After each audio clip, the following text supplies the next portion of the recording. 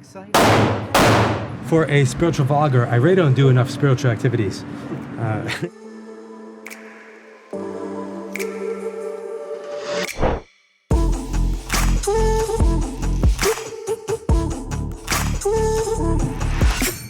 I'm realizing that the non-dual philosophy as a whole may be too dismissive of our everyday dualistic experiences. I'm starting to lose faith in the unconditional happiness of our transcendent spiritual selves.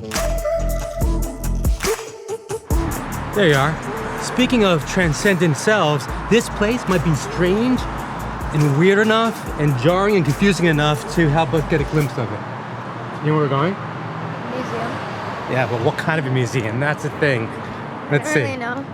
Well, that sucks. They didn't allow photography or video in there. But it was really cool, huh? Yeah. Mind-blowing? Yeah. All right, we got somewhere else to go. If I'm already and always spiritually fulfilled at some level of my being, that's not the fulfillment that I care about.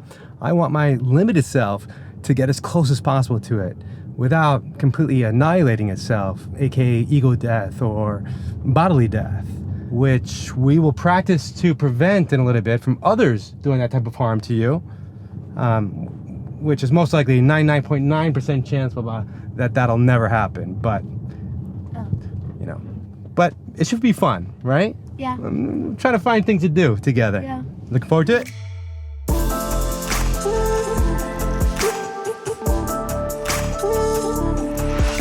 In Rupert's latest Substack article, he writes about the gift of awareness. You are aware. You are not making any effort to be aware. You are just naturally, effortlessly aware. Being a body is not your primary experience. Being aware is your primary experience. Awareness is not something you are doing. It's not an effort that you make. It is freely given. It's what you essentially are.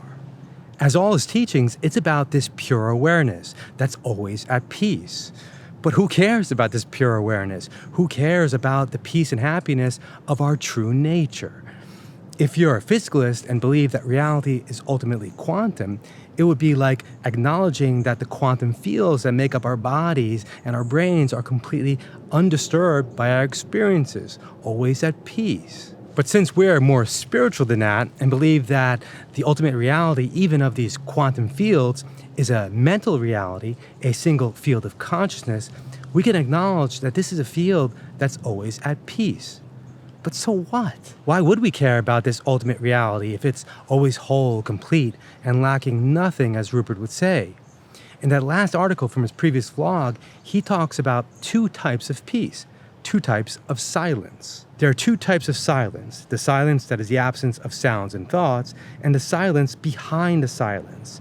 The silence that is the absence of sounds and thoughts is a temporary state. It is a fragile silence.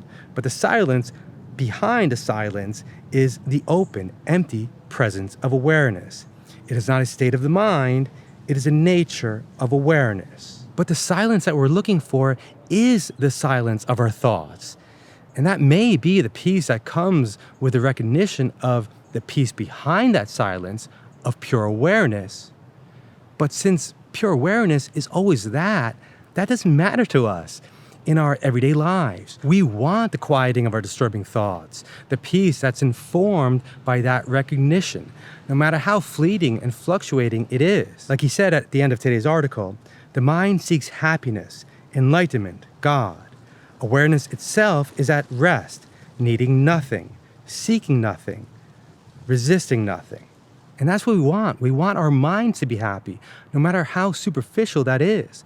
This very worldly happiness is what we seek.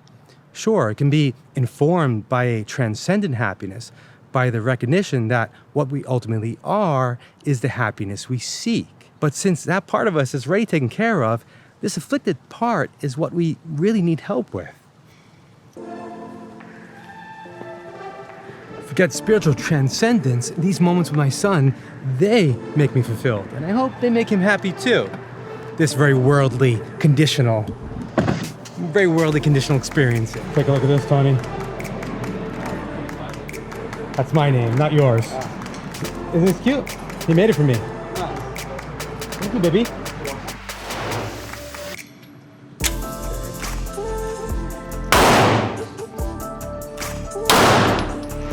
Nice. Do you load pretty quick?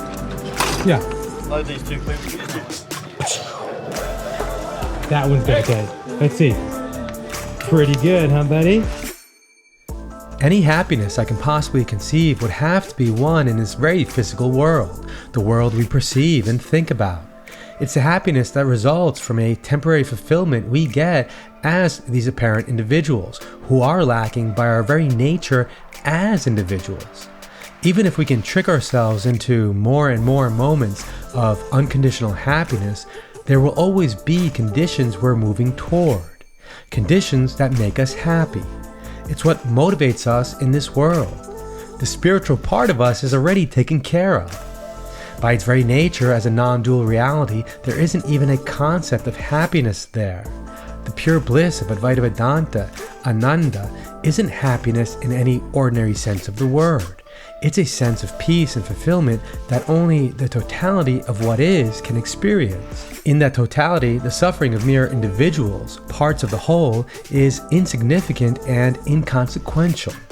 Like during a horrific horror movie playing out on the cinema screen, the screen behind it remains undisturbed and unchanged. But I fear that if I were to get anywhere close to this broader perspective, I wouldn't care enough about this drama of life to do anything. I'd be able to watch and enjoy the war movie from beginning to end, to not get up and leave, to just stay put and sit there. But I guess in that metaphor, I wouldn't really remain unmoved.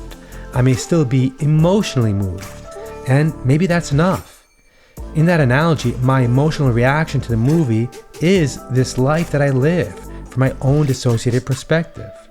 The whole point of all of our apparent experiences may be for the universal mind to play out this drama, to experience different facets of itself in a continual process of self-discovery.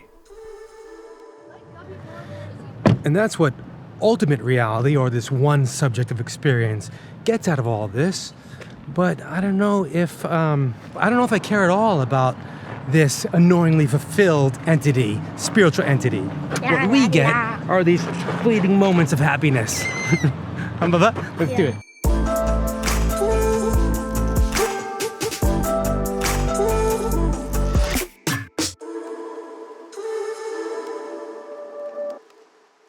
Happy to get out of here now? Happy to get out of here? No, not really. No?